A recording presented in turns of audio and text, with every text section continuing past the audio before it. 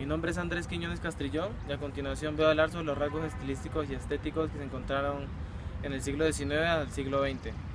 Este periodo ha sido, es el más importante a nivel de la historia de la música porque es donde se halla el quiebre musical con lo que se venía haciendo, que era como lo clasicismo, el romanticismo.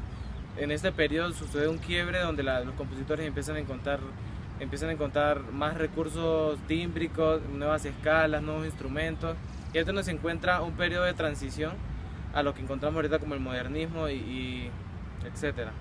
Entonces, el primer rasgo y el primer estilo que se encuentra en este periodo es el nacionalismo, que es donde los compositores empiezan a encontrar sus composiciones, empiezan a hacerlas a través como de sus ritmos tradicionales, folclóricos. Las composiciones que se hacen en este periodo son más ligadas como al nacionalismo de cada compositor. Hacen música de acuerdo a su región, a su país. Entonces la música que se encuentra en este periodo, pues cada compositor la hace de acuerdo a su nacionalidad y pues busca los recursos musicales de su región. En este estilo encontramos a compositores como Charles Ives, que es un norteamericano, donde él hace su música es con los ritmos norteamericanos. El segundo estilo que encontramos es el impresionismo, donde en ese periodo la música se encuentra más ligada al arte, un poco más intelectual. Ya la pintura y la música tienen una conexión bastante grande en este periodo. El compositor más importante y como el fundador de este estilo es Claude Debussy, donde él por lo menos implementa nuevos recursos tímbricos, usa mucho el paralelismo, empieza a diseñar como nuevas clases de timbres, nuevas escalas. Se encuentra como un periodo más investigativo de cada compositor, es un periodo más de experimento, y es donde se empieza a formar los primeros quiebres. Ya las cosas no se hacen tan románticas como se venía haciendo con Wagner y eso, sino que algo contrario. Debussy era un compositor que era muy contrario a Wagner, pensaba lo opuesto. Entonces empieza a hacer su música como ya recorriendo a diferentes estilos tímbricos, a escalas, y eso es lo que se ve. Después ocurriría la Primera Guerra Mundial, que es donde cruza Europa, cruza esta crisis que tiene a nivel de continente debido pues, a los daños de la guerra. Entonces en este periodo lo que empieza a surgir es que Estados Unidos empieza a surgir como potencia mundial debido a la independencia del país como tal y a la abolición de la esclavitud.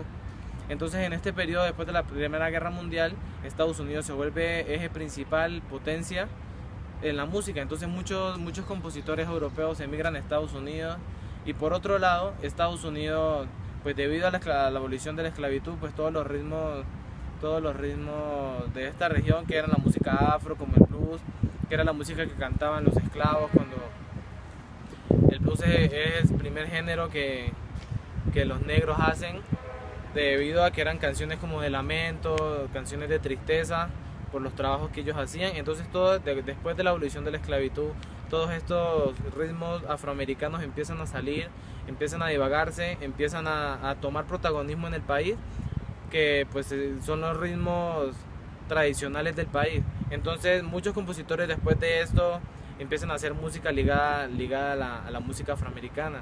También encontramos el blues, que era cantado por mujeres, y también encontramos el country blues, que era cantado por hombres acompañados de una guitarra. Después se empieza a desarrollar una variedad de géneros como el ragtime, como el blues, como el jazz, que surgió como un ritmo de baile.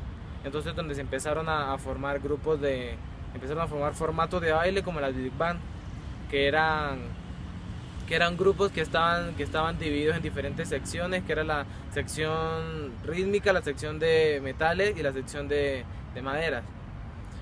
Y todo este surgimiento de ritmos ocurre en todo este periodo de Estados Unidos, que empieza a elevarse como potencia. Y después ocurre en Europa pues toda la innovación tecnológica. Después de la guerra empiezan a surgir nuevas tecnologías como lo de la grabación, la radio, que esto empieza a implementarse en la música también, entonces ya la música empieza a ser grabada, ya no hay necesidad de ir a los teatros para escuchar la música, sino que ya simplemente desde la casa se podían escuchar debido a todas las innovaciones tecnológicas que se encontraban. Después nos encontramos con la Segunda Guerra Mundial, que es donde se acaban los imperios, donde el imperio austrohúngaro se acaba, luego llega lo de los soviets, que es donde muchos compositores europeos también emigran en esta guerra, emigran a Estados Unidos debido pues, a la crisis que se encuentra en el momento.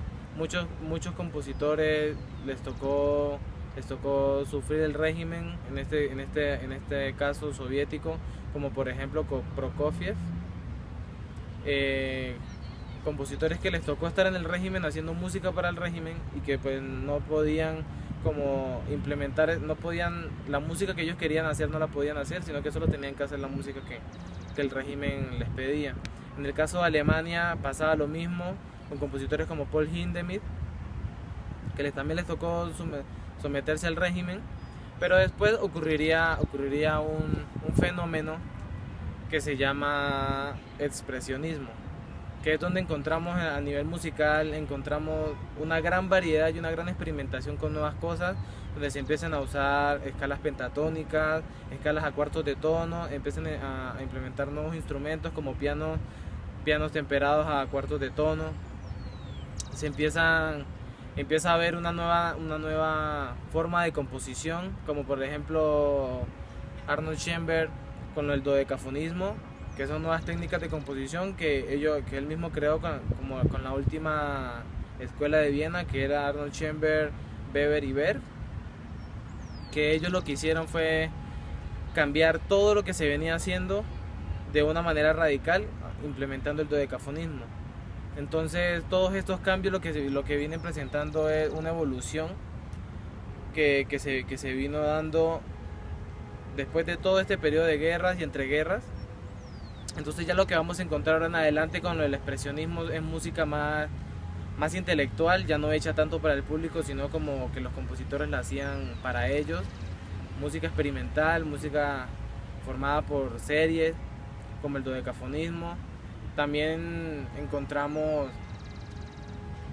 más adelante en el compositores como John Cage, donde empiezan a revolucionar la música como con el piano preparado. Xenakis, que empieza a hacer sus notaciones como planos de arquitectos, y toda esta combinación y esta experimentación que se ha venido con la música pues ha sido bastante importante, y todo el cambio que ha venido pasando. También después encontramos la música electrónica, la música electroacústica, que ya es donde los sonidos reales empiezan a ser grabados y luego empiezan a ser reproducidos de una manera electrónica. La reflexión que yo me llevo personal es que gracias a todo este periodo de guerras y entreguerras fue que ahorita podemos tener todos los recursos que tenemos alrededor de abarcar una composición en el ahora. Todos estos cambios que sucedieron con la música lo que hace es tener ahorita una variedad de recursos a la hora de componer y a la hora de tocar la música, y me parece que es el periodo más importante en la historia de la música de todos los tiempos. Muchas gracias.